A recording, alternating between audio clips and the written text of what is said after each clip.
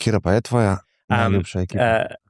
Red Sox, Aha, baseball, Boston. Manchester City, futbal in vse, kar ima Luka Dončić zraven. Torej, odvisno se zdaj Lakers, prej je bilo Mavericks.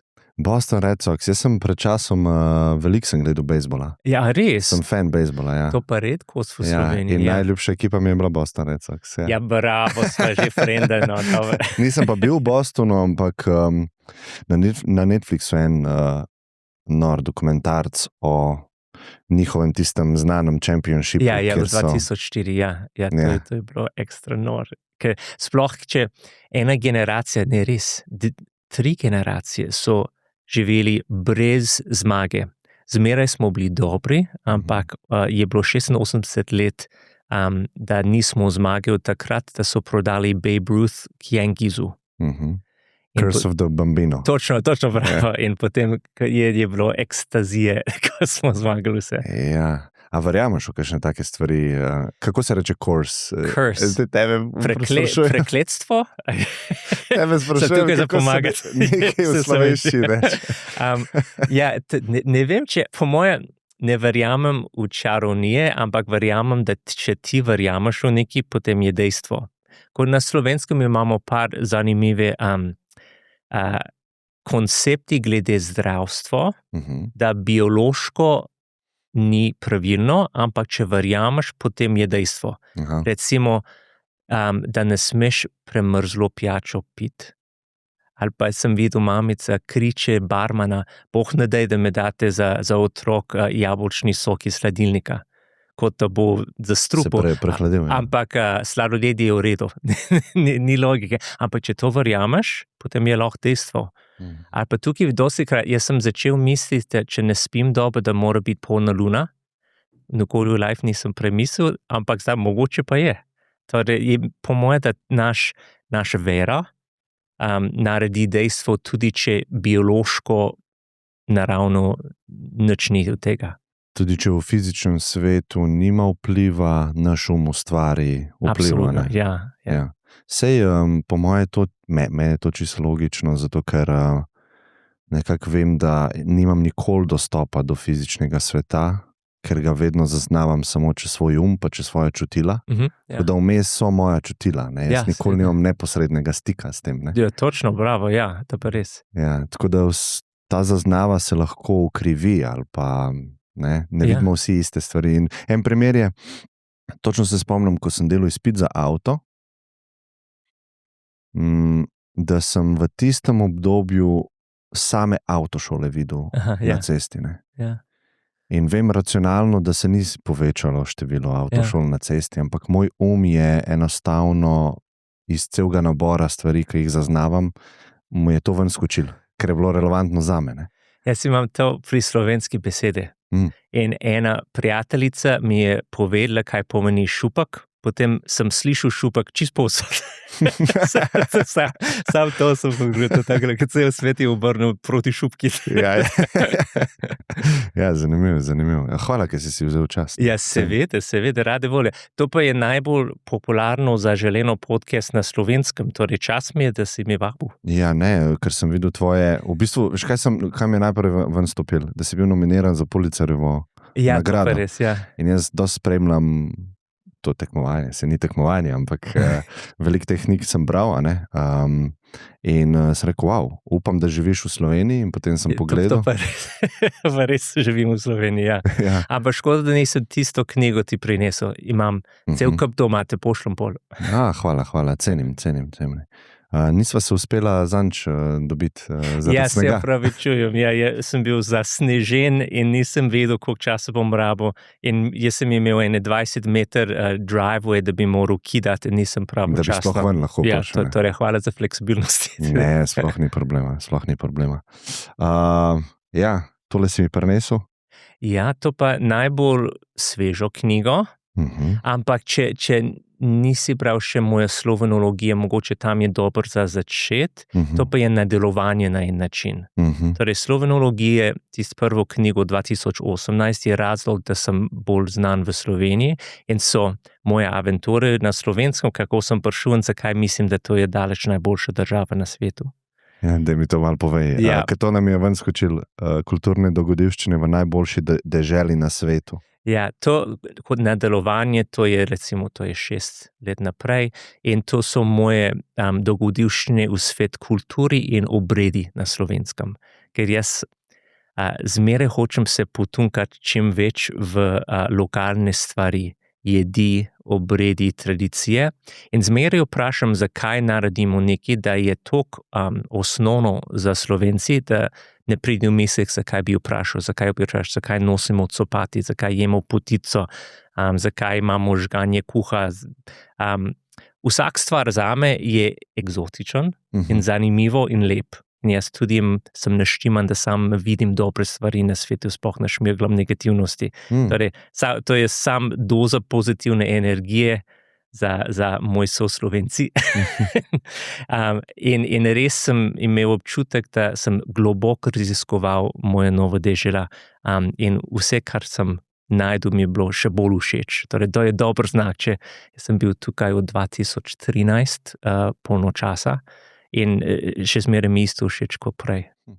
A daš malo konteksta lahko, kako si se znašel tukaj? Ja, to pa... Pa iz kje izhajaš? Ja, torej jaz izhajam iz Amerike. Je en mesto, se imenuje New Haven, da je med New York in Boston. In ni znano mesto, razen tam je univerza Yale, če si slišal za to. Pa je prestolnica pice v ZDA. To smo dobili ta naslov 2 let nazaj. Torej, je recimo svetovna prestolnica, mi imamo blizu Bleda svetovno prestolnico posušene tepke. Torej, recimo, mi imamo tudi tisti superlativ. V Ameriki, New Haven je prestolnica pice v ZDA. In so dobili ta naslov, ker so imeli najboljše pizzerije, koncentriran v eno mesto. In tretji razlog je, da en restauracija se imenuje Louis Lunch, je bil prva restauracija v ZDA, da je serviral burgeri. In so obstaja zgodovinari burgeri, to sem pogrešal poklic, to bi bilo sansko delo za me. Tam je bilo prvo v Ameriki, da serviral burgeri. Katerega leta je to bilo? 1896, hočem reči, nekaj tazga. In veš, kaj je smešno, poznaš Hudburger v Ljubljani. To za dolgi let so imeli Louis Lunch stil burger na jedilniku. Aha, ta originalen. Ja, originalen. In po moje, da večino niso vedeli, kaj pa je to, ampak jaz sem vedel, ker to je moj domači burger. Fajn. Torej, jaz sem prišel iz New Havena, ampak sem imel malo poseben pot glede študij, ker sem šel na internat študirati kot na mesto gimnazije. In to je v Ameriki bolj eksotičen. Zakaj pa si šel to? To je bilo toliko zabavno, toliko dobro. Torej, razlog je bilo, da sem imel možnost iti za ston, ker moji starši so delali za ta šolo, ker drugače je zelo drag, zelo fancy, ampak jaz sem šel za ston, ker moja mamica je učila francoščine tam in moj oče je psihiater, ampak on je bil recimo konsultantni psihiater za ta šolo. Ta šolo sem bil... Če se predstavljaš ameriški Harry Potter, Hogwarts način, je bilo ta šolo. Tako stara arhitektura, evropska. Vse je relativno stara za ameriške mere, torej iz zgodnji 19. stoletje, ampak so bil cel kup znani ljudje, ki so hodili tam za šolo, recimo John F. Kennedy in igralci Kirk Douglas, Glenn Close. Jaz sem živel v sobi do John F. Kennedy, on je živel kot študent tam. In je bilo polno zanimive, čudne otroci. Čudne na dober način. Ker normalne ljudje ne me zanimajo toliko. Ja, je dobro čudne, ni toliko dobro čudne, če govorimo. Je ta dobro čudne, mislim, kaj ljudje, ki so toliko navdušeni na neki bolj eksotičen, da postane zanimivo tudi, če na začetek ne bi zanimivo za te. Torej sem imel možnost tudi tam, sem študiral v Franciji za polovico eno leto, so imeli programi podoben Erasmusa in sem živel v Parizu s francosko družino, smo govorili samo francoščino in sem bil 16 let star takrat in je bilo super, super občutek svobode in samozavest, da sem preživel v drugi jezik in v eno veliko mesto, ko sem bil še zmeraj otrok, recimo. Torej je bil velik privilegij, da sem imel možnost iti tam. Potem sem šel v univerzo v Maine, to je severno, desno. Ja. Zmeraj zmešam vhod in izhod, hvala. Ja. Potem sem vedel, da hočem živeti v Evropi, od takrat sem živel v Parizu, ko sem imel 16 let, sem mislil, to pa je toliko zabavno. Kaj pa ti je bilo privlačno ali pa zanimivo? Težko konkretno rečem, ampak je bilo mogoče tisto občutek svobode, da sem imel, je bilo tudi razlog, če bi živel, ne vem, v Aziji, istočasno mogoče bi not padel za to, ampak Evropa ima spoštljivosti do zgodovino, hrano, kultura in družine, več kot, bom rekel, splošno Ameriki ima. In sem počutil doma takoj. In nisem nikoli se čutil čisto doma v Ameriki. Tudi sem dosti krat poletje, sem šel v Evropi, so moji starši na počitnice in sem zmeraj se počutil tako dobro v Evropi. Glavno sem bil v Angliji, Franciji in Italiji in mi je bilo toliko všeč. Torej, ko gledamo naprej po univerzi, sem hotel biti študent za cel življenje, sem mislil, da je toliko zabavno. čim manj res realno življenje, čim več študij. In torej sem dal aplikacije, da bom šel študirati v Angliji in nisem bil poseben dober študent. Jaz sem mogoče na ta sistem bi rekel, da sem imel 4 ali pa 3,5, a to obstaja? Ne, ampak tam nekje boljš od srednje. Ja, jaz sem bil recimo B+ študent in nisem bil konkurenčen sploh s moji sošolci na internat, ker so bili samo geniji iz povsod sveta. Torej sem bil čisto povprečen. Koliko pa je stal ta šola, če bi jo mogel plačati, sem da si znal predstavljati? Danes sigurno je več, nekje med 20 in 40 tisoč na leto verjetno, ampak jaz nisem rabil plačati, hvala Bogu, ampak po mojem, da je več tele. Tudi, ker živiš tam, to je za hrano in ne vem, pospravljanje in vse, ampak je absurdno drag. In problem v ameriški sistem, so več problemi, ne bomo globoko govorili o tem, ampak več boš izobražen, če več plačaš. In če ne moreš plačati, potem ne boš dobil tako dober education in je lahko bolj navaren šolo, fizično navaren. Torej, tiste javne šole, za katere Američani plačajo davke, ne bi hotel pošljati tvoji otroci tam, če se da izogibati. Potem so več nadstropje, koliko koštajo privatne šole in več plačaš, boljše je. Če je bolj kvalitetno izkušen, ne vem, če to je dejstvo.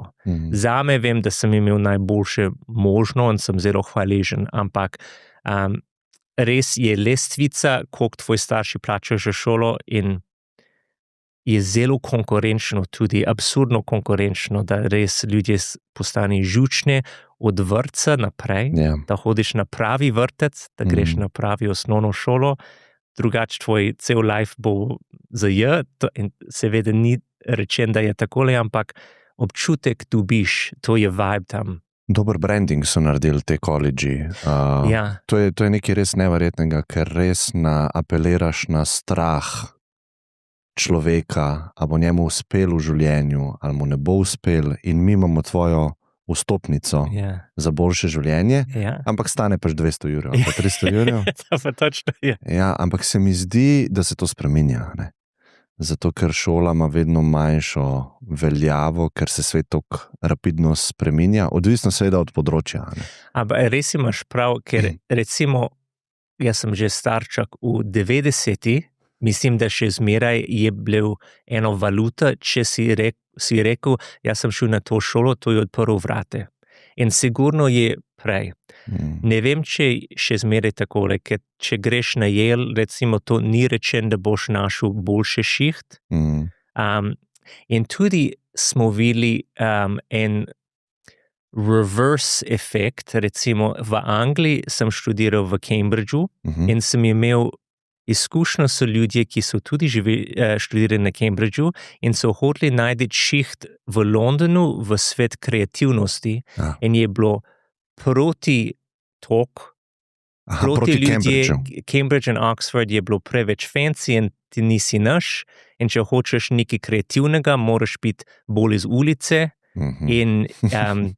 in potem so izbrisali Cambridge iz CV-ja, ko so dali aplikacije za, ne vem, kot podcaster ali pa pisatelj ali pa umetnik sploh. To ni bilo cool. Škodoval, ne? Ja. In to je zanimivo. In ne vem, kako je zdaj, ampak je res odvisen v katerih področje, sigurno. Ja. Oprosti, ker sem te seveda, ni problema. Ampak ja, šel si potem na college, ne? Na college sem šel v Colbyju. To je zanimivo mogoče za Slovenci, ker jaz sem vozil 4 ur pa pol iz moj dom v New Haven v college in ljudje so rekli, da sem šel blizu, ker nisem rabo leteti. To je vse relativno. Jaz se živim v Kamniku, vidiš, Kamnik Rocks, branding. In to je 25 minut od Ljubljane. In Kamničani rečejo, Marija, moram iti v Ljubljane, kot je drug stran sveta. Jaz sem šel blizu, ker je bilo 4 ur pa pol vožnje na mesto letenje. A to si se enkrat na teden vozil? Ne. Ja, v semester je ponavadi 12 tednov. Aha. In sem šel, recimo, mi imamo počitnice v Ameriki za zahvalni dan, za en teden bi prišel domov. Pa 3 tedne okoli Božiča in Novo leto, pa 2 tedne v marcu, potem poletje fraj. Torej sem vmes, drugače sem živel tam skozi. In kakšna je bila izkušnja college v Ameriki? Torej, Colby je bilo, zame, to se sliši čudno, ampak moj internat je bilo toliko poseben in Colby je bilo normalen. In potem je bilo čisto v redu, ampak manj zanimivo in zabavno. Torej, če se predstavljaš, da greš na Hogwarts, potem greš v navadno šolo in še v šolo je čisto v redu. Ampak sem grešil tiste zanimive, prijazne čudaki, ki so šli na moj internat. In nisem res našel take ljudje, dokler da nisem šel v Cambridgeu in Cambridge je tudi imel podoben tiste vibe, staro, tradicionalno s zgodovino in posebni ljudje, ki so bili absolutno navdušeni na zelo specifične posebne stvari. In to so ponavadi najbolj zanimive, če not padeš v neki svet, nima veze, če jaz v osnovi mislim, da je zanimivo. Ne vem, kako šraufaš fotokopirnice, to pa me ne zanima, ampak če ti ful not padeš v tem in misliš, da to je zakon in ful hočeš študirati, potem nenadoma je zanimivo, ker si toliko, a se reče, apasioniran. Ja, passionate. Passionate, ja.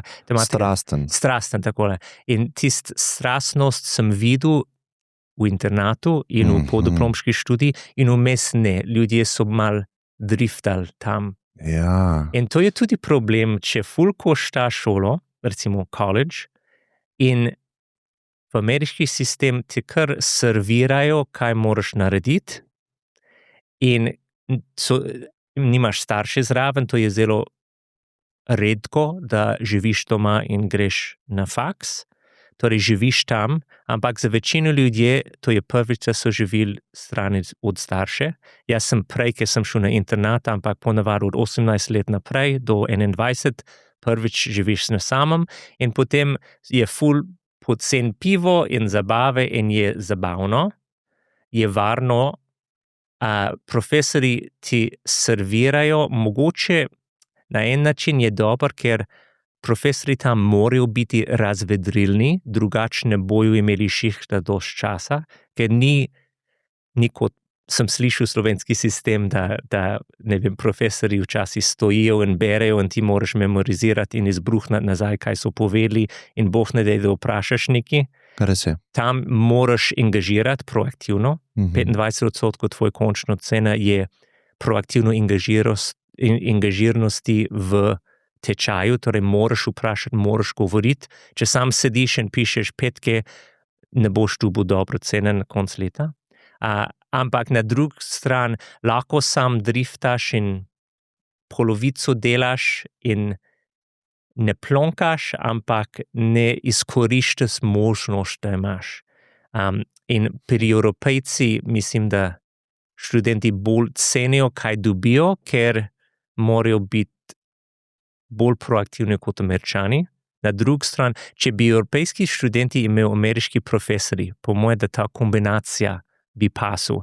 V tem imaš tisto proaktivno razvedrnosti in tisto vibe, da jaz sem učil ful stvari od profesori kot kvazi prijatelji, ker recimo moj college so imeli sistem, profesori jejo za ston, če grejo jesti s študenti. In so hoteli spodbuditi ta dinamika izven tečaja. Je bilo mala distanca, ampak ne velik. In smo šli s profesori, ne vem, profesori so kuhali večerjo za 10 študentov v hiši, ali pa smo šli na pub skupaj in je bilo res kot prijateljstvo, majčken drugačno. Recimo, če bi ti imel 20 let starejši prijatelj. Mentorstvo, ja, ampak tudi tisti prijateljski vibe, da mal se hecamo. In kaj je bilo dobro, da nisi imel nobene strah od starejši, ali pa ljudje, ki imajo doktorati, to je ni nič taska, to je samo ljudje. Mogoče to je plus. Vidim minus, ker tu pa tam recimo en profesor ima afero s študentom in razumem, kako bi lahko se zgodil, ker imajo tiste interakcije izven šole, da skoraj priporoča šolo, ker ve, da dobiš veliko iz profesorji izven tečaja. Ampak jaz sem zelo hvaležen, ker ko jaz sem šel iz internata do koledža, nisem kliknil s skoraj nobeni študenti. Sem imel par prijatelji, sem imel punk skupino, glasbene skupine tam, so bili prijatelji. Ostali so bili prijazni, ampak nisem kliknil s nobenemu razen profesori. In moj profesor je umetnost zgodovino, sem še zmeraj tu pa tam v kontaktu. In to so bili recimo boljši prijatelji kot študenti poleg moje glasbene skupine. Ta strast mi je ven skočila, ker zdaj, če se iskreno vprašam, res celo življenje že o tem razmišljamo. Zakaj imam jaz do enih stvari strast, pa me povlečejo noter, pa zakaj nekateri nimajo nikjer strasti. In razmišljam, kaj je razlika med nami, ali pa kaj je razlika med mojimi obdobji tudi, ker sem malo bolj low, mi niso stvari toliko zanimive in obdobja, kam mi je toliko stvari zanimivih, ki bi se skočil bi rad noter v področje, ampak premalo je časa v tem življenju. Premalo je časa za vse knjige, za vse filme, za vso umetnost, za vse startupe, ki bi jih rad naredil.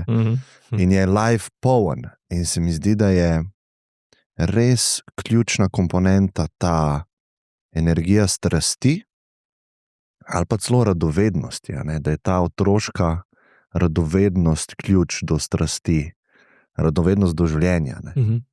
Ker koliko stvari je zanimivih, če se midva zdaj spustiva v mize, bova najdla človeka, ki je najbolj strasten in ima verjetno YouTube kanal in bova to gledala in bova sama probala in bo miza zanimiva. Ja, točno, ja. Celo življenje lahko posvetiš mizi, in katerikoli stvari. To mi je ven skočilo, pa me zanima, zakaj misliš, da na teh šolah ali pa tam, ki so ljudje, ki so bolj premožni, a je to nekako posledica, da so starši taki in zaradi te energije zaslužijo veliko denarja in potem na tak način vzgojijo svoje otroke in jim prenesejo to strast, a so to geni? Tako malo me zanima, ker si imel vse te izkušnje. Ja, to pa je zelo dobro vprašanje in tudi jaz sem odrasel v obdobje pred recimo socialno mreže in pametne telefone, ker potem mislim, da smo prišli v druge težave glede tega.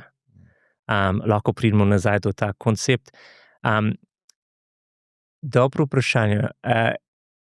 V Ameriki so dost privatne šole, ampak bolj redko je internat. Internat je bolj angleški stvar, ampak v Angliji so ljudje še zmeraj hodijo na internat 12 let star naprej, da zame bi bilo čist prezgodaj. Moj je bilo 14 do 18, ampak jaz sem začel, ko sem bil 16 let star, sem najprej živel, prvi 2 let sem bil doma, potem sem živel v Franciji na ta program, potem za ostalo sem živel v šoli. Je bilo perfektno zame. In kaj sem našel, torej posebni študenti hočejo iti v mednarodno šolo, da ima ta zgodovino in renome in hočejo biti del tradicije. To je en stvar. Je bilo zelo konkurenčno priti noter. Ne vem, če jaz bi prišel noter, če ne bi starši delal tam. In potem večino ljudje so imeli starši, ki so plačali, so bili tudi scholarship students, ne vem, kako to bi rekel. Štipendije dobiš. Takole, da greš zastonj. Ampak v ameriški sistem, če greš zastonj, štipendije dobiš, osnovno je, da si odličen študent, ampak to ni dost. Moraš biti odličen plus še par točk. Torej, odličen nogometaš in violinist in dober študent. Zdaj govorimo. Tok moraš biti. In ni dost, če si da sam dober študent. Moraš nekaj dodati. In to je mogoče del ameriški sistem, da potem smo govorili, da je to konkurenčno in ljudje so žučni glede kje bom študiral. Tekmovalno.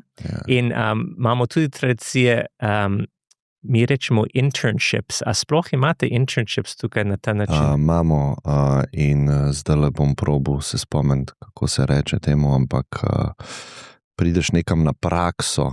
Ja, in delaš zastonj en obdobje, da dobiš občutek, ampak v ameriški sistem, da tudi da lahko dodaš na resume. In torej vsak poletje... Referenca za na resume, ja. Vsak poletje moraš nekaj delati, da je proti kariero.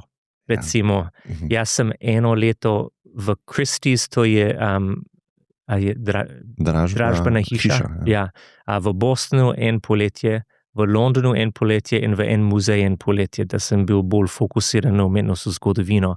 In to starši iščejo in ne vem, če forsirajo otroci, ampak če otrok bi sam mal, ne vem, nogomet špilil s prijatelji poletje, to pa ne bo šlo. Moraš nekaj delati, da zgleda dobro na tvoj resume. V bistvu svoj brand ustvarjaš. Točno to. Tvoj brand, ja. Z ostalimi brandi. Nisem nikoli mislil, ampak res. Cambridge, ta brand, malo te energije posrkam nase, dam si na CV. Christie's, malo energije posrkam nase. To je dobro, nisem nikoli mislil, ampak res starši brandirajo svoje otroci in kaj pomaga, če imajo posebnosti, v kateri so ful dobre. Nima veze, kaj je, važno, da je. Torej, če si čist normalen, pameten študent, to je že dolgo časa. Torej, moraš nositi svoj strast na tvoj rokovica. Rokovice, rokovice, da se pravčim. Torej, moraš nekaj najti, da ti je ful dobro in čim globje iti v tem. Torej, lahko je glasbeni inštrument, ampak če si sam glasbeni inštrument, pa dober študent, mogoče to je sam na en stran, torej, ampak kdo je, ne vem, hud nogometaš in hud violinist, to pa redko, ker moraš trenirati.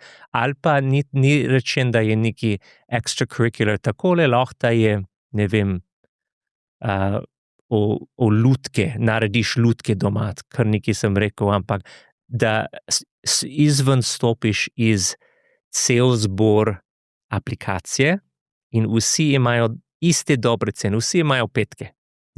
Torej, kaj imaš poleg tega, to je vprašanje.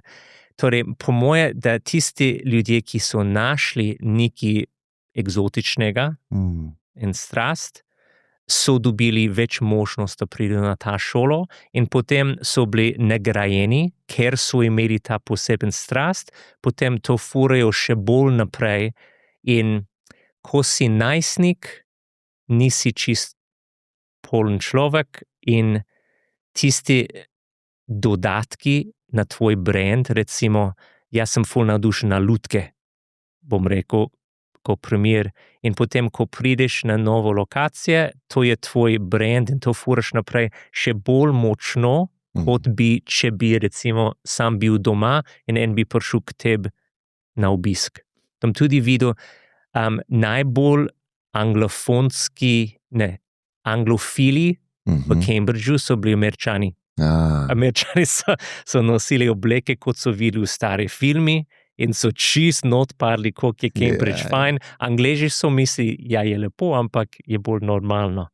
Torej, mogoče, nisem nikoli mislil o tem, ampak to mi je ful všeč, da starši brandirajo svoje otroci ali pa spobudijo, da najdejo svoj brand zelo zgodaj. In sploh, če ti imaš strast ob 14 let, jaz ne vem, nisem vedel, kje imam popek v 14 let, ampak sem bil v skupini otroci, ki so bili skozi moj oči ful bolj odraščeni, ker, ne vem, so bili toliko fokusirani na en stvar, toliko globje, kot jaz sem v life bil. Ja. Pa misliš, da je to iz njih izhajalo, ali so res dobili od staršev nek pritisk? To je vprašanje. Po moje, da mora biti malo obe. Po moje, da je malo od starše in mora biti malo od otrok. Nekateri otroci bi lahko štrajkali in rekli, to ni zame. To pa tudi, ko je najstnik, to pride. Torej, mora biti nekaj vmes. So bili nekateri tudi, ki mogoče niso hoteli biti tam, ampak starši so poslali, recimo Ivanka Trump je bil moj sošolka v internatu in on je bilo čist prijazna, by the way, ampak to je bilo ful nazaj, ne vem, kako je danes, ampak ne vem, če vsi so hoteli biti tam in so bili toliko hvaležni, kot jaz sem bil, da sem imel ta možnost. Torej je bilo kombinacija, recimo, iz zelo bogate družine, ki so hoteli tist renome, ker se sliši dobro, če rečeš, moj otrok je v to šolo. In ljudje, ki so bili toliko navdušeni nad šolo in so prišli, ker so hoteli najti sovrstniki, ki imajo podoben strast, ni od iste stvar, ampak te dobre, te čudne. Ja, pa da si obkrožen s takimi ljudmi, ki to te v življenju lahko naprej potisne, a ne? Ja, en stvar je, dobiš inspiracije, drugi stvar so connections. These connections, mislim, da to je bilo bolj pomembno en generacije naprej in bolj pomembno na določene lokacije in delovni mesti. V korporacijski svet, odvetništvo, finance, po moje, da to je bolj pomagal, ker en, ki je hodil na isto šolo, bo hotel nagraditi en mlajši, ki je hodil na isto šolo na ta način, ali pa so misli, če si hodil na to šolo, moraš biti v redu. Ja. In to pa ni rečen, seveda, ampak po moje, da to pa ni več, ali pa imam čutek, da to ni več. To pa res ne vem. Nisem del tega sveta, tako da ne bi vedel, ampak mislim, da se to spreminja. Pa tudi, veš, sej to sva rekla, da ne bova govorila, ampak to sam jaz povedal, sem večkrat povedal, ne. Problematika sploh ameriških šol v koledžu je nekako politično so bili hijackani strani ene vrste razmišljanja, ne? In ti en tak mlad tja potisneš, a ne? Ga itak prepojiš s temi idejami, recimo v tem primeru levičarskimi, progresivnimi, a ne? In kaj si ustvaril si v državi proti silo, ki se bo proti temu borila in pride do konflikta pa trenja, a ne? In se mi zdi, da kakšne korporacije se malo izogibajo tem študentom, ker pridejo potem v korporacijo noter in jim tam delajo sranje, z političnimi udejstvovanji. In mogoče to je ful kompleksno, no, ampak Če greva nazaj na to, glede ljudi, pa se pravi, rekel si, connectioni so pomembni, branding, kaj pa dejanski program? Kaj dobiš tam, kar po tvojem mnenju ne moreš dobiti v navadni šoli? A so profesori toliko boljši? Ali? Je kombinacija več stvari in jaz zmeraj rečem, da sem imel sam srečo, da imam občutek, da sem imel najboljše možno education skozi celo sistem od vrtca naprej, sam zaradi srečo, nič zaradi mene. Ampak kaj dobiš? Okay.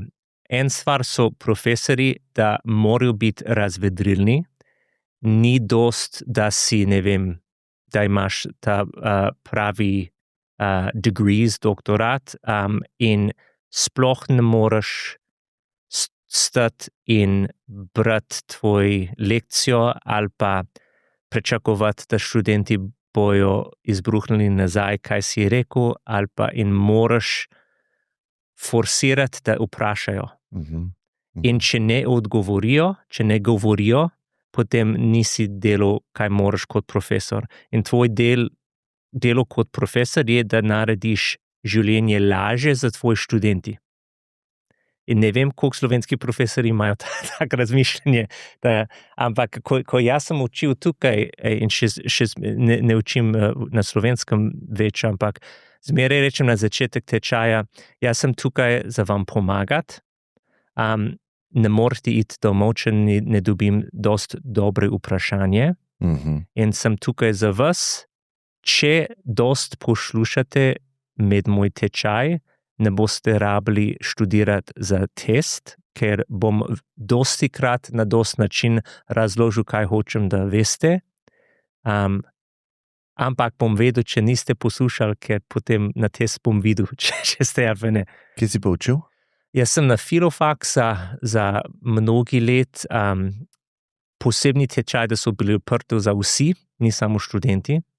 Potem za mnogi let sem privatni tečaj učil, organizirajo Univerze v Ljubljani, da sem učil drugi profesori, kako na bolj žmohten način napišejo, sploh razpisi za evropejski denar. Torej, najboljši stvar, da lahko dobiš kot profesor, raziskovalni profesor, je en evropski razpis za do 5 milijonov za raziskovanje. In nismo imeli sreče, oziroma smo imeli mogoče en profesor na let je dobil iz Univerze v Ljubljani, in so organizirali tečaj, ker mi imamo genialni profesori, ampak pišejo na bolj suhoparen način. Potem ne razumejo, zakaj ne dobijo razpisi. In ni rečen, da če si sam genij, to pa ni dost, moraš se promovirati in pisati na način, da potegneš noter sodniki, ki berijo, ne vem, 100 aplikacije, vsak je znan, ful dober profesor, tvoj konkurenca. Torej, to je začetek, potem kaj poleg tega ponudiš. Je kot tisti brand, kot si študent in daš aplikacijo za en fancy internat. Potem, kako napišeš, da je zanimivo in zabavno za bralec. Bralec je tudi profesor, ki mora brati 120 aplikacije in je dolgčasno. In če ne vem, 10 izmed 120 niso dolgčasni, itak bo tega zbral za naprej. Sprav si jih učil malo ameriškega mindseta, kako se prodati sebe. Ja. In je bilo zanimivo, ker prvič sem imel tista soba, ne spomnim, kako se imenuje, tista velika soba, v kateri imamo graduation v Univerzi v Ljubljani. Tista velika dvorana, da ima Valvasorovo knjigo zadnji, ne vem, kaj se reče. In prvi šaj je polno so profesori. Potem nekateri, ki imajo še bolj dolge brade kot jaz, so misli, kaj bo tisti mlad Američan me naučil, jaz že vem, potem niso prišli nazaj, so furali sam tiste razpise in so bili zmedeni, zakaj niso dobili denar. Tisti, ki so ostali, so že vedeli, da kaj učim, ni nič posebnega, ampak so bili navajen, ker so brali večino stvari v angleščini, recimo raziskovanje ali pa v peer-reviewed academic journals, tiste, da so za drugi profesionalni raziskovalci, in so navajeni, ker tisti anglofonski način pisanja je mednarodno, tisti, bom rekel, ne slovenski, ampak Central and Eastern European način funkcionira sam v te lokacije in izven ne gre. Ja. In to sem videl, če gremo ful nazaj v 2012, preden da sem selil v Slovenijo full time, so me angažirali, ko Maribor je bilo prestolnica kulture, Evropska prestolnica kulture, in so naročili 30 esejev od znani profesorji in intelektualci iz posod centralno in vzhodno Evropo, in iz polskem, bolgarskem, hrvaškem, slovenskem, češkem posod. In so me angažirali kot lektor in urednik, ker so hoteli izdati kot knjigo. In jaz sem bral vse 30 v angleščini in jaz nisem vedel, kaj hoče noben povedati. Razen so bili par izjeme, recimo Aleš Debeljak je pisal, to je bilo zelo dobro. So mogoče 3 izmed 30 sem mislil, da so ful dobri. Ampak so znani ime, sem vedel, kdo pa so. In potem sem bil zmeden, sem mislil, mogoče prevajalec je zajebil, ampak so bili, 10 prevajalci z 10 jezikov.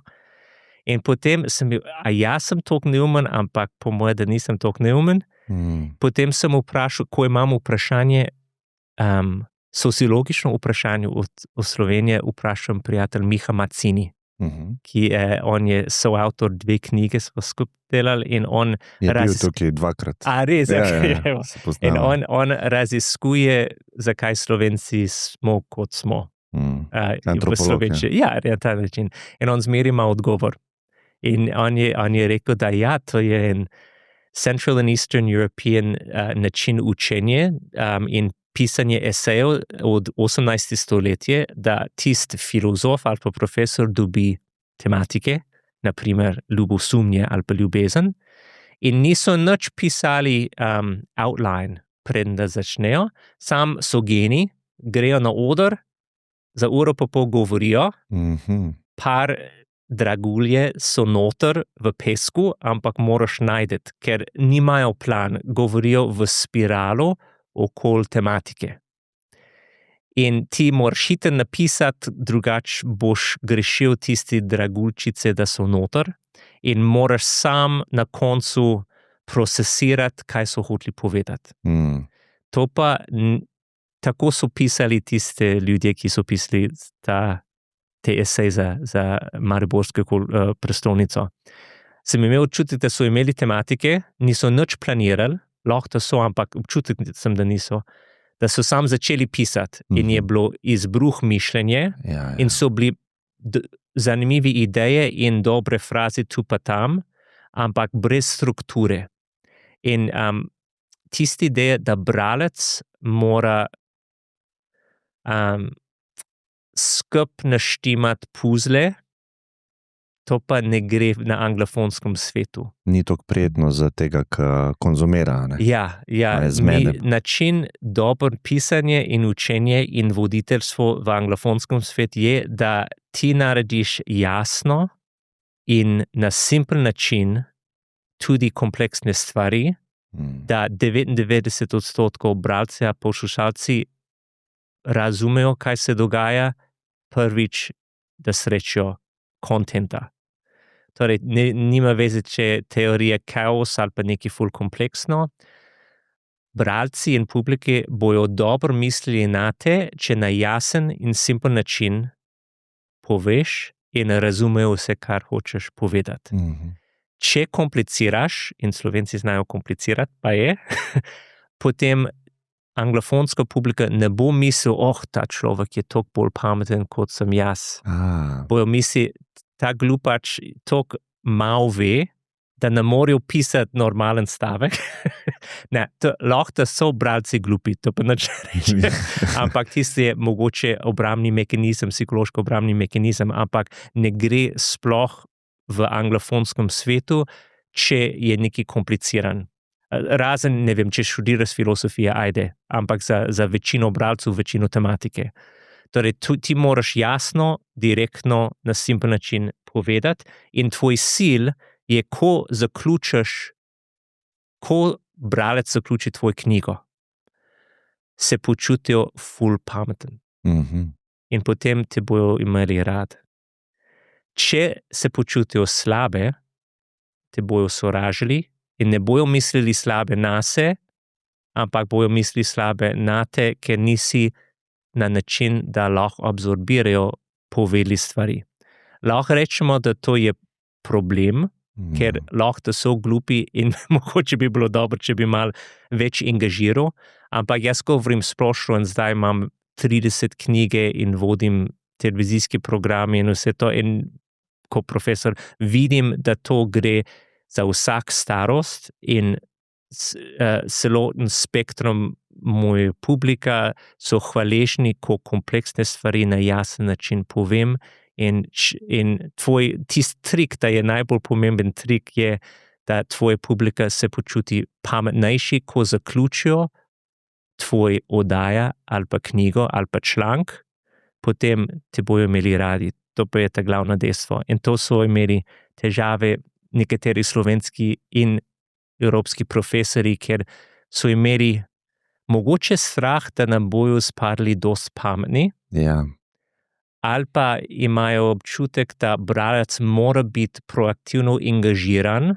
da on sestavi puzla in bralec mora naštimati, korektno, ampak to pa ne gre. Tu imamo preveč konkurence za naš pozornost in smo malo bolj leni, to pa ni dobro, ampak mogoče 100 let nazaj to je šlo, ko si dobil, ne vem, Ljubljanski zvon, časopis in si bral cel teden in je bilo kot, ne vem, glavni fokus tvoj možgan za en teden.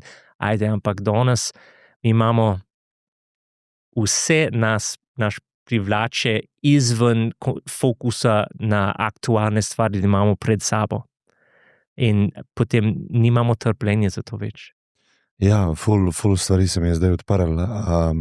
Se strinjam, ne, se spomnim, ko sem pred časom, kjer Hitchcockov film sem gledal, mislim, da Vertigo spet, a ne? In gledal sem ga, ko sem bil star 14-15 prvič, in mi je ful všeč, ne? Ko sem ga pa zdaj gledal, sem pa dejansko mi je ven skočila ta počasnost, ker takrat nisem zaznaval, na neprijeten način. In sem rekel, tak film danes ni šanse, da dobi publiko, ker se prepočas dogaja. Ne? Sploh tista scena, ko on sledi tej ženski, pa jo zasleduje, pa to traja, ne vem, 15 minut ali 10 minut, ne? Pa se nič skoraj ne zgodi na zaslonu, a ne? Imaš kar tako, telefon bi vzel vmes, pa ne, premalo se dogaja. Ne? Tako da to je sigurno res, da knjiga je taka stvar, ki zahteva pozornost ali pa branje nasploh, ne? In hitro se zgubi in ne ve sploh, kaj je prebral.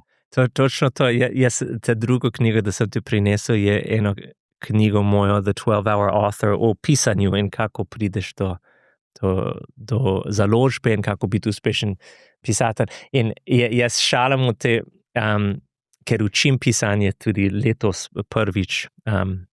In Balzac, ti znan francoski pisatelj iz 19. stoletje, ki pa je, da je eno izmed najboljših pisateljev zgodovino.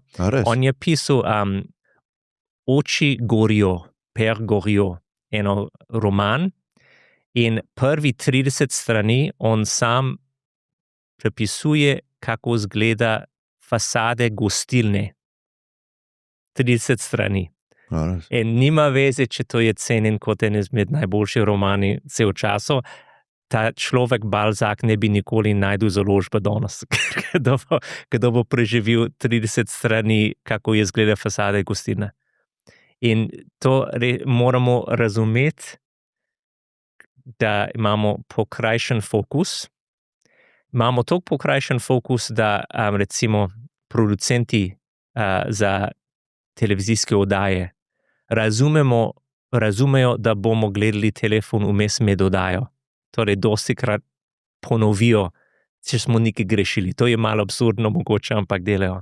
Ampak tisti ideja, da boš vzel se časa brez drugi distractions in fokusirati, to pa res nimamo več, ker naš telefon skozi naš pokliče, da ne vem, nekaj za igrati, ali pa da špilamo glasbe, ali pa so to članke, da borijo za naš pozornost, da je zelo težko odrezati se in sam fokusirati na en stvar in vzame se časa. In jaz tudi rečem, ker jaz delam kot hobotnica solovke povsod in jaz sem študiral, a bi bil moj produkti bistveno boljše, če bi manj stvari delal.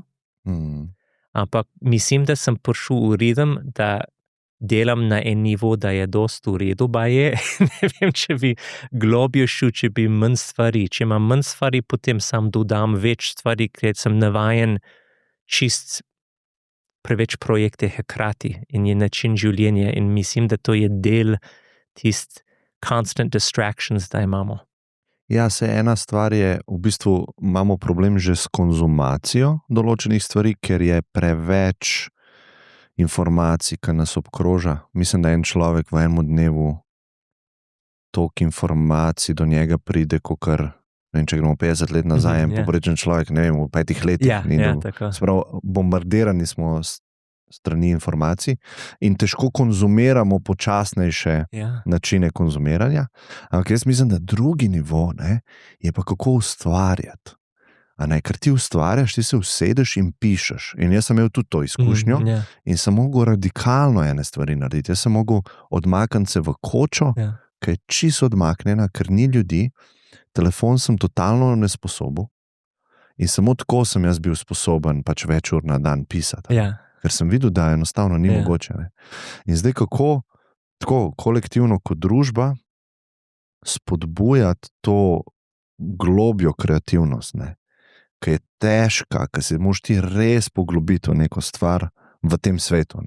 Se mi zdi, da je vedno, vedno težji in veliko ljudi sploh nima izkušnje flova, ustvarjalnega flova, ki je pa v bistvu, jaz vedno rečem, to je razsvetljenje, to je v bistvu najvišje stanje človeškega bitja, kar ga jaz poznam, je stanje ustvarjalnega flova. Se pravi, to pomeni, da zgineš, da te ni, ne obstajaš in ko prideš ven, je nekaj bilo ustvarjen, kar prej ni obstajalo in ti se dobro počutiš, ker nisi energije porabil, da si to ustvaril. To je najvišje stanje, ampak tega imamo vedno manj. Ja, to pa jaz se strinjam 100%. Jaz imam poseben sistem, da jaz ne gledam e-mail razen petki zjutraj. Enkrat na teden? Ja. Wow. In par let nazaj je bilo četrtki in torki. Vsak sem pogruntal, da se da tudi enkrat na teden. Kad ti nekdo pošle mail, dobi auto-reply, da ve, da boš ti šele čez 6 dni pogledal. Ne vem, če je vsakič, ampak da gledam ponavadi enkrat na teden in če me res rabiš, pošle mi SMS ali pa WhatsApp. In tu pa tam moram pogledati recimo nekaj bolj urgentnega, ampak jaz sem dosti neurotičen, da če vidim e-mail in nisem odgovoril, moram odgovoriti takoj. Torej, to je bilo med najboljše odločitev moje življenje, ker to je edini del moje delo, da imam občutek, da je kot delo. Ostale stvari je dosti zabavno. In če imam skozi tiste distractions, da dobiš mail, potem padem izven ritma, sploh, če pišem nekaj. Izven flova. Absolutno. In torej, vsak človek in vsak način dela ne more funkcionirati kot jaz, ampak res mi je bilo dobro, da vse administracije, računi, e-maili, te vsakdnevne stvari, da imam polovico en dan na teden in več ali manj to je to.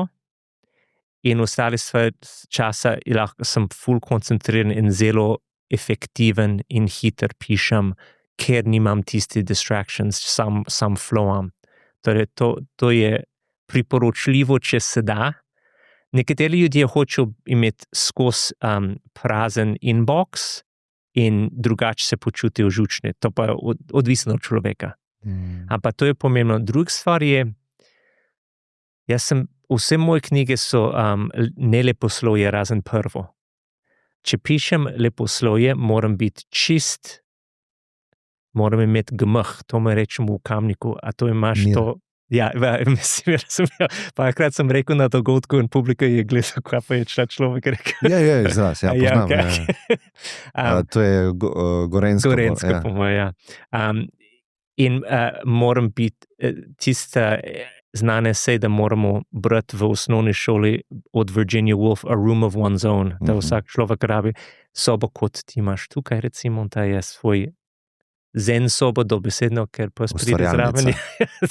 Ja, ustvarjalnica in da imaš mir. Za mnogi let sem imel kolumno enkrat na teden za ameriške revije in sem intervju naredil s znani avtori. In en Michael Connelly, ki mogoče poznaš po, on je zelo uspešen pisatelj romanov od policije in ima več televizijske oddaje narejen. Ampak on ima soba, da ima blackout curtains, da sploh ne ve, če je dan ali noč. In on se zaklenje noter, ne vem, če je varnost glede požare, ampak on se zaklenje noter, blackout curtains, nič ne vidi, na računalnik on ima ti srebrni celotejp na ekran, da ne vidi ura. Ima za restauracije industrijske velikost ledeni čaj aparat. Kot za ena veliko gostilna, da ima, ne vem, 40 liter naredi naenkrat in sam, dokler da ne pade dol, je v sobi in piše. In lahko piše, ne vem, četrtina en roman v enem dnevu. Čist not pade. To ni za vsak človek, mogoče nisi navdušen na ledeni čaj, ampak to je eno izmed načini. Vsak mora najti svoj ritem, da dobiš flow in da izogibaš tist distractions, to je najhujša stvar, ker naš sodobno življenje, prej smo govorili od tist strasti, da imajo nekateri ljudje zelo zgodaj in smo rekli, bomo pustili ta del konverzacije od socialno omrežje in sodobne čase s pametnimi telefoni. Ampak to je, pametne telefone je preveč zabavno za nalaž. In skozi hoče naš pozornost. Jaz imam notifications čim več off, ampak še zmeraj, ne vem, če družina mora me dobiti, jaz imam WhatsAppa in vsakič, da gre, da mi piska ali pa nekaj takega, jaz sem izven flow. In to ni nič hudega, smo navajeni to, ampak potem si bistveno manj učinkovit. In tudi so bili študiji, da naše možgani vsak 3 sekund pod zavestom izbere, če bomo še zmeraj biti pozorni na ta aktualen stvar, a pa če gremo naprej. Vsake 3 sekunde. 3 sekunde. To so študirali v moj svet umetnosti zgodovino, za koliko časa v muzeji gledajo vsak del umetnost, večino gost, in to so ljudje, ki so prostovoljni šli v muzej, in je tudi 3 sekund vsak slika, razen tiste, da te ful všeč. Ampak to je študiran recimo za oglasi na socialno omrežje, vse je deljen v 3 sekundi. Torej, ali je 3 sekund oglas, ali pa 15 sekund, 30 sekund, 60 sekund. In to je pod zavestom, ampak mora biti res zanimivo, da naši mali možgani rečejo, ajde, bom več kot 3 sekund. In če mi tist skoraj avtomatiziran s palcem vrtamo naprej, kaj vidimo, kaj bo naslednja stvar, da bo algoritem nas vrgli, damo 3 sekund, pa naprej. In zato je krojen, da oglas se konča, preden da rabiš opt-in narediš spet. Torej, te najkrajše oglase so 3 sekundi.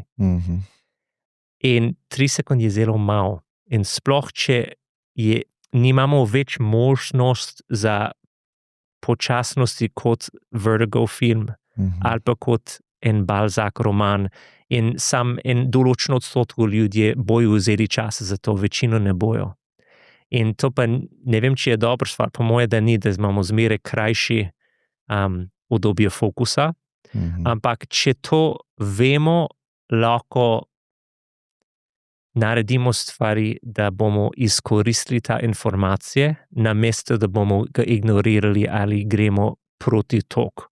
Naprimer, ko bereš, jaz priporočam, da čist prvi stavek potegne noter bralec, ker ne bojo preživeli prvi par strani počasnosti, potem dobiš dobre stvar. Je kot če izdajaš album, dobro, če prvi komad je full hud, ker ne bojo čakali, če samo zadnji komad je najboljše. Žal nismo v te časi več. Torej, to pa tudi recimo kot za content, kot tist podcast, verjetno za oglasi, vidiš če nekaj daš čist na začetku, da bo zanimal publika, je bistveno boljše, če kot počasi pridiš do tega. Kaj si to mislil za podcast? Recimo, intro misliš? Ja, recimo, poznaš tist od Stephen Bartlett, Diary of a CEO. On ima na začetku, on reže ven, ampak on ima hecen način, ampak me gre na živce, ampak deluje. Torej, on izbere, 3 stavke, da gost je rekel, da so zgleda zanimive. Najboljša stvar v mojem življenju je bilo, potem odreže, cliffhanger, in on ima, 3 ali 4, in čist na začetku, preden da začne program, on to vrže. Razumem, kaj si mislil zdaj. In sploh, to tudi ko učim pisanju, sem imel tečaj en teden nazaj, lih na to, kako uporabljaš pritiska.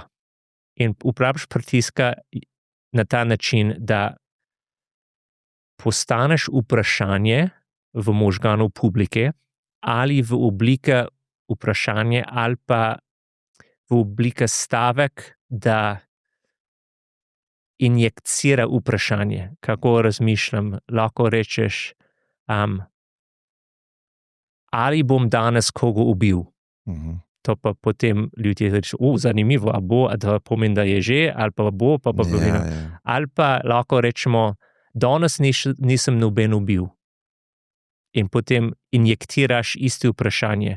Potem, če odgovoriš na vprašanje v naslednji stavek, nisi pravilno izkoristil pritisk, da si spodbudil.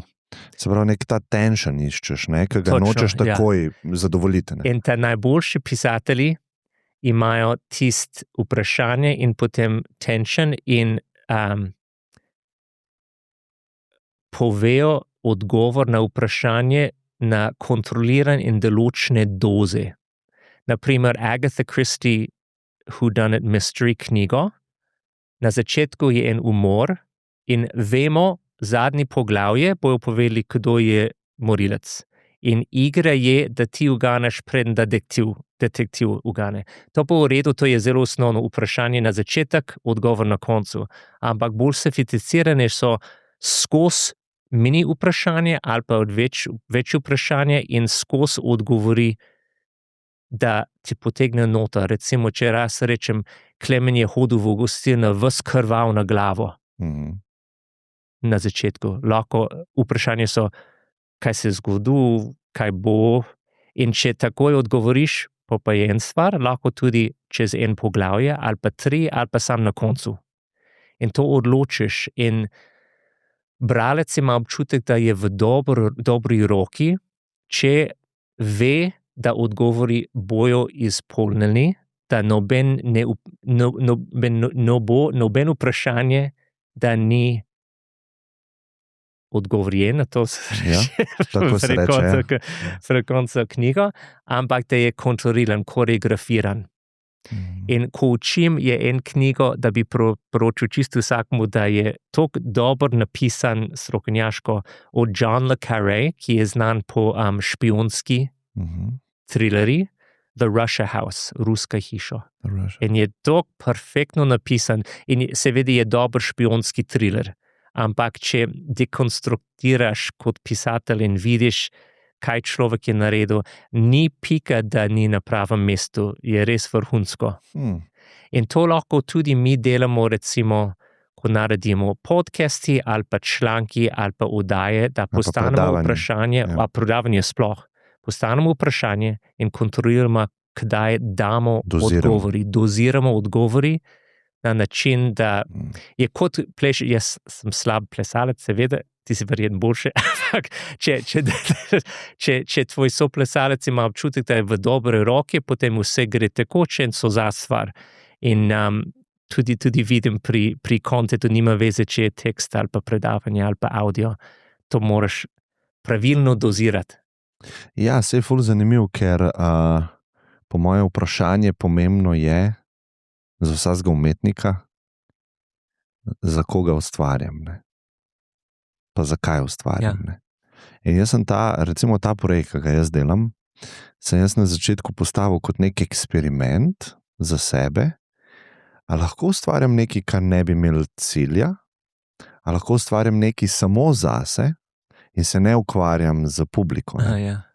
In to je v bistvu malo drugačen način, kot to vse, kar sva govorila, ker pa ti moraš ful empatije vključiti do publike, imeti tega bralca skozi v mislih, ker ti veš, kakšna je zgodba, on pa ne ve.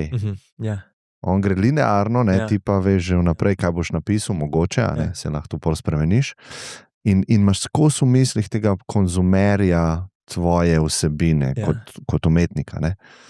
In veliko se s tem ukvarjam, ne? In sem nekako videl, da meni zadovoljstvo daje, da ustvarjam zase, da mi je čisto vseeno, a bo to počasno, dolgočasno, a se bojo ljudje strinjali, a se ne bojo strinjali, a se jim bo zdelo to koristno, a se jim bo zdelo nekoristno, a se jim bo zdelo škodljivo celo, ker to tudi veliko duje. To je škodljivo, kar jaz počnem. Meni je vseeno. Ja, res je. Sploh, ko so kakšne, lahko so kakšne politične stvari, lahko so kakšne mnenja moja o svetu in tako. In ja, to je zdaj škodljivo, ne? Ampak meni je vseeno. To jaz delam zase in to je to. Zdaj, če bo kdo poslušal, fajn, če ne bo, mislim, da mi je tudi fajn. In tako sem tudi knjigo pisal in sem dobil eno tako svobodo, veš. Pa super. Veš, kaj si tudi naredil, da je dobro. In če ljudje najdejo voditelj ali pa pisatelj in rečejo, ta pa je zame in postanejo fani, ni rečen, da je kot fan za glasbene skupine, da so čist nore na to, ampak naredijo opt-in, to je zame, recimo tvoji subscriberi. Potem nima veze, kdo imaš, bojo prišli zaradi tebe in en zanimivo sogovornik. In se počutijo varno v tvoji roki, ker boš vabil ljudje, ki imajo zanimive stvari za povedati in bo določen nivo, da pričakujejo in ti si naredil to, ne vem, koliko hiter si prišel v ritmu tvoj podcasta. Me zanima, a je bilo trenutek, da je kliknil in vse je bilo lažje, a si rabo ne vem koliko epizode, da si prišel v groove, ali pa je bilo takoj isto? Na začetku sem se to odločil, kar sem zdaj povedal, to bo moj eksperiment, a je možno ustvarjati na ta način, pa da rata stvar uspešno. Ker, a veš, mi imamo tako, ne, jaz imam nek projekt kot človek in jaz želim, da je uspešen. Sploh, če imaš firmo, mora biti uspešna, ker če ne umre. Ampak pri umetnosti, ne, pri tem udejstvovanju mi že vnaprej rečemo, to mora biti uspešno, to morajo ljudje konzumirati in biti všeč, mi da denar. Ne? In se mi zdi, da štartajo z napačno štartno pozicijo, namesto da bi, ne, to je samo moj predlog, ali pa kako sem jaz, kaj če bi jaz zase ustvaril in s časoma mogoče se bo ljudje pripeli na to energijo. In pripeli se bojo točno taki, kot ti hočeš, da se pripnejo, zato ker ti si izhajal iz sebe, ti si zase ustvaril. Nisi ustvaril za druge in sebe se mi zdi, da lahko poškoduješ na ta način, ker nisi usklajen samim sabo, delaš za druge in upaš, da jim boš ti ugodil. Ja. A veš, kaj mislim? Tako da že na začetku sem nekako rekel, biznis itak moram delati profit, tole pa ne rabim delati profit in je v bistvu neka svoboda tukaj. Ne. In s časoma so se ljudje pripeli, mislim, najboljša publika mi je to. Je to pa res, ker nisi proaktivno iskal način, da si všečen vsem, ampak sam to je zate in ljudje so vabljeni, če želijo, če ne, pa stran. Ja, nekako tako, stran, to pa mi je všeč, absolutno. Ampak to recimo, če bi ti pisal 30 knjige, ljudje odločijo, da so všeč tvoj način in so pripravljeni iti, kje ti vodiš, nima veze, če zanimajo tematika ali pa ne. In to pa super. In ti imaš ta način pri tvoje publike, sploh zdaj, ker je tako uspešen projekt ratu, da ljudje, ti si plesalec in tvoji soplesalci so publika in imajo občutek, da so v pravi roki in potem ti imaš svobodo, da pelješ publika v vodi, pri kateri niso bili, a mislijo, da ne zanimajo, ker se počutijo dobro s teboj. In to pa vidim, recimo, ko pišem knjige, samo 2/3 moje knjige so o umetnosti ali umetnostno zgodovino ali pa kraj umetnin, ostale so druge tematike. In to je v redu. Tudi če tematika na osnovi ne zanima, ker imam to knjigo v Sloveniji, zdaj moj publika za umetnostno zgodovino, ne vem, če zanimajo Slovenijo, ampak če so bili všeč način pisanja in vibe in vse to, potem pridijo zraven. In kdaj, v kateri epizodi je bilo zate, recimo, da se počutil, da je prišel na nivo, da si upal, da mogoče bo prišel, ampak nisi vedel, kdaj bo.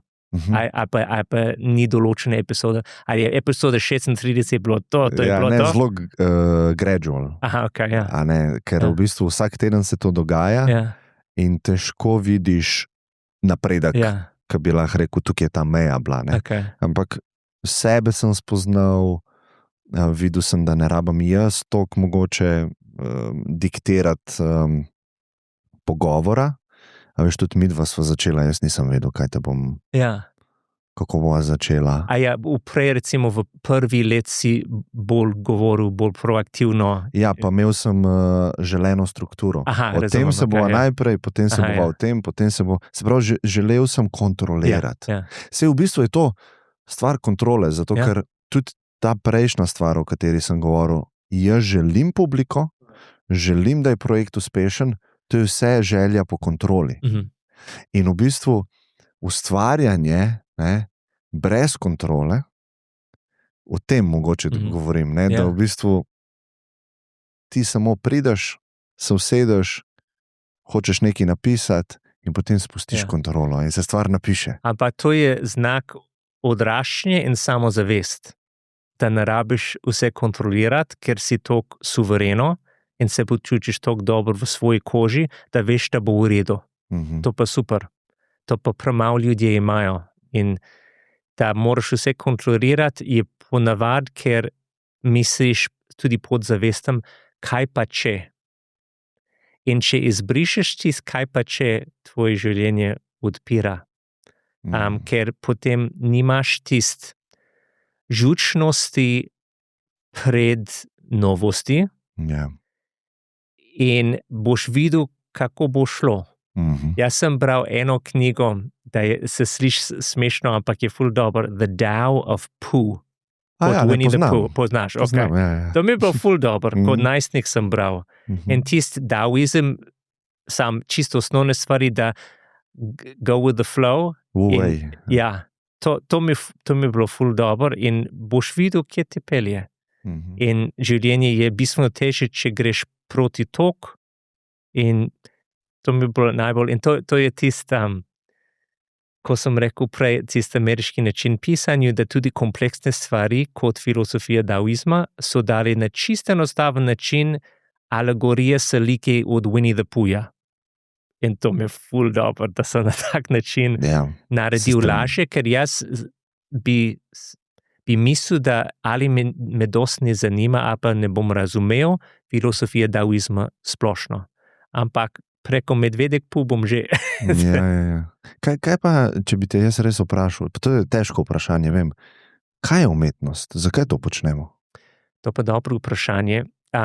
Jaz bi rekel, da umetnost je vse kreativnega, da naredimo ljudje zase in za druge. Zase in za druge. In jaz bi rekel, da ni pomembno za življenje, ampak mi imamo umetnost narejen v ljudje, ki niso imeli izpolnjene vse pogoje za življenje, kot jamski ljudje, in so vseeno naredili umetnost. Torej, mislim, da je en del človeštvo, drugi živali nimajo ali pa ne razumemo mi kot umetnost. Mogoče Bobor, ki naredi ful hud brlog, misli, da je umetnost in mi ne vidimo, ampak ja. Se pravi, funkcionalno naredi ta brlog oziroma dem, a ne? Ja. In je funkcionalno, ne? In rečemo, to ni umetnost. Ko pa je jamski človek risal po jami, to ni bilo funkcionalno, ni mu pomagal preživeti. Ja. To je pa pol umetnost. Ja. Okay. Ja. Pri jamski ljudje lahko je imel en funkcija, da smo pozabili, recimo neki verni obred, to je možno. Ampak za nas sploh danes to je nekaj, da naredimo za naše duše, ne za telo. In za naše ume ali pa psihologije. In če druge ljudje vidijo, to pa je tudi v redu, to je en drug način umetnost, da je outward facing, da gre za, jaz naredim, ampak je za publiko, ampak naredimo tudi sam zase, noben ne bo nikoli videl. Torej, ne vem, to pa mogoče. Bi ti še vedno ustvaril, če bi bil sam na svetu? Kaj jaz delam? Mi je toliko všeč pisanje, po moje, da bi. To pa res. A bi na drugačen način? To je super vprašanje.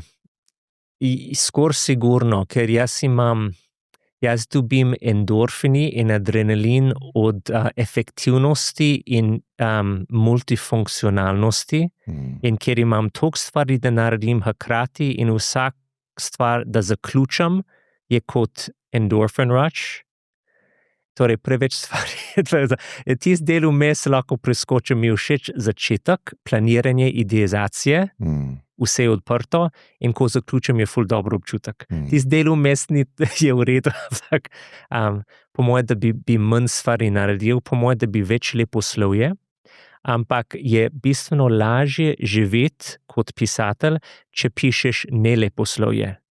Ker neleposlovje funkcionira na drugačen način. Pri leposlovju moraš vse pisati v upanju, da ena založba bo kupila, in če zaslužiš, je za delo, da si že končal, in recimo dobiš plače že končano delo.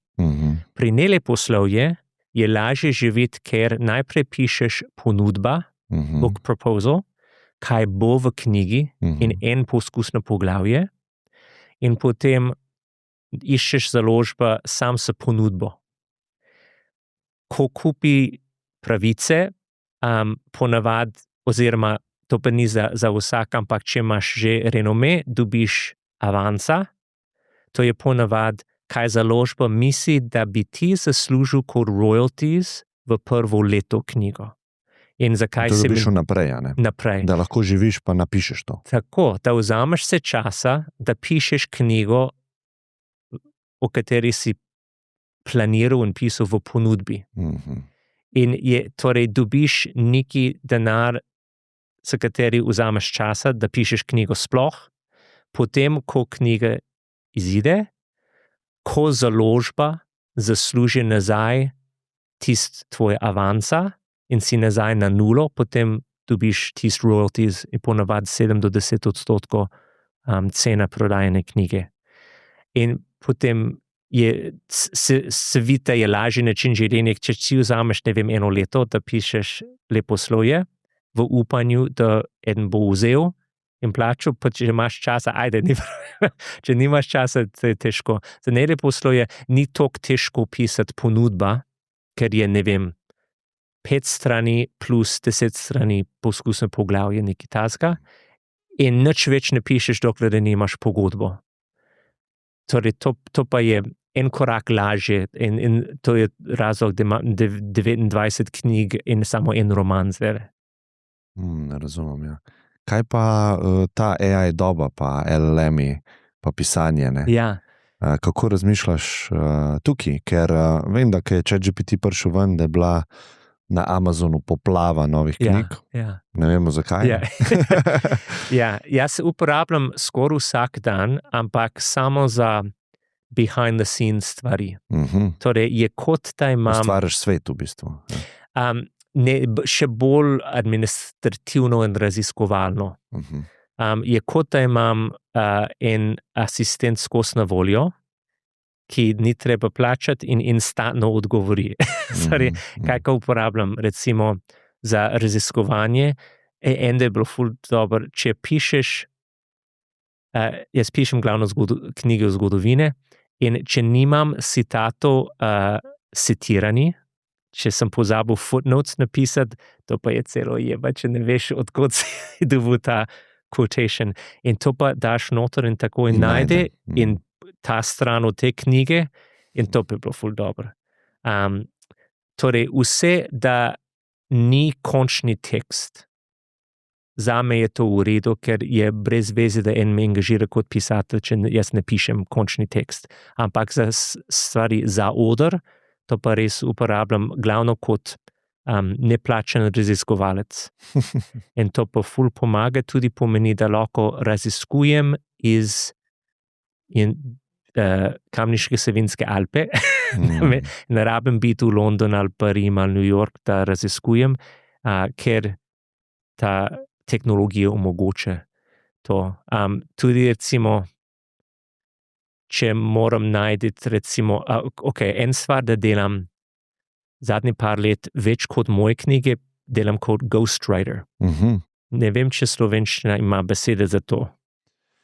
Ja, to je v bistvu pisatelj, ki ga najameš, da ti napiše nekaj, ampak potem se ti podpišeš kot avtor. Da jaz sem neviden.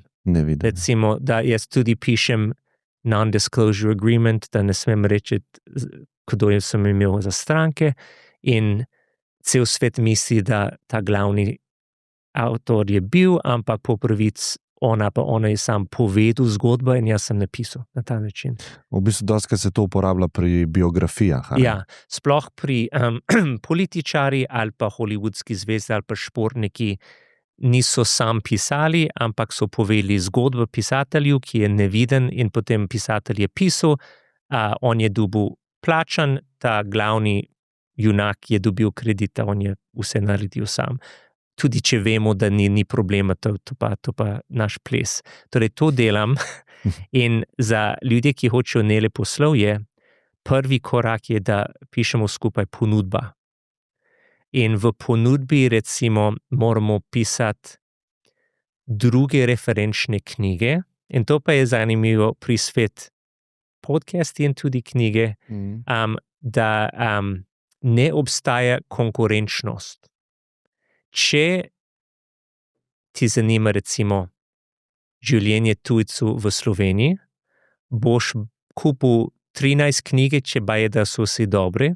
Če ti zanima, ne vem, ameriška civilna vojna, ne boš raziskoval kot za tvoj sesalec in kupiš eno vsako 10 let, ampak boš 20 knjige, če so vse dobre in malo drugačne.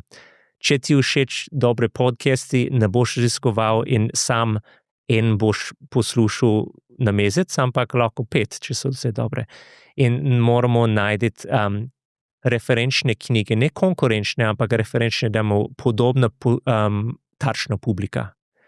In recimo ta bi uporabljal da pišem ponudbo celo, potem dal noter in če ne poznam svet, recimo za en klient pišemo nekaj čist izven moj konteksta, vprašam, kaj je referenčne knjige, nekaj tazga bom res uporabljal, ampak vse teksta chat piše, jaz na novo na svoj način pišem in mislim, da to je fair play, ampak zdaj v svet UI problem je, ker jaz tudi študiram po naredki in imam eno knjigo umetnost po naredki in vse to. In na začetku obdobje UI smo mogoče videli kakšno kratek video ali pa sliko in smo mislili, a je to res, a to je umetna inteligenca. Zdaj vidimo pravi slike in video in rečemo, nemogoče, to je UI. to je še slabše, ker ko gledamo, je en primer pri zgodovino ponaredki v umetnostjo, da en ponaredkar ni sam ponaredil slike, ampak tudi dokumenti, arhivski dokumenti in je tihotapil in dal v pravi arhivi, da raziskovalci bojo našli pol. In to je dvakrat problematičen. Prvi stvar, da mogoče boš našel tisti lažni dokument in mislil, da je dejstvo zgodovinsko, ker je v arhivu. To pa je en stvar. Drug problem je, moramo biti hvaležni, da arhivski dokumenti so sploh preživeli več stoletje in zdaj mogoče bomo sumili, da prave arhivski dokumenti so lažni. Ja. In to pa je še hujši problem. Za nazaj te v bistvu vse pokvarjene. Ja. A veš kaj, rekel si, da imaš 90 minut? Midva sva prišla. Aj že, smo komaj začeli. To je pa flow, ja. To pa flow, če si v dobri roki, si mi dobro sledil kot plesalec, evo. Sam sva se res, po površini sva se dotaknila tega ustvarjanja, pa umetnosti, ne, to sem hotel iti še fulbal not v zgodovino, ne samo, ampak ja, sem hvaležen v vsakem primeru. Ja, hvala, bomo nadaljeval, če ne sneži preveč v Kamniku. Sigurno verjetno se še kdaj srečava, no, ampak bi lahko šla v te rade volje smeri teh ponaredkov pa umetnosti. No, super, sem za stvar. Tako da hvala ti, cenim. Čau.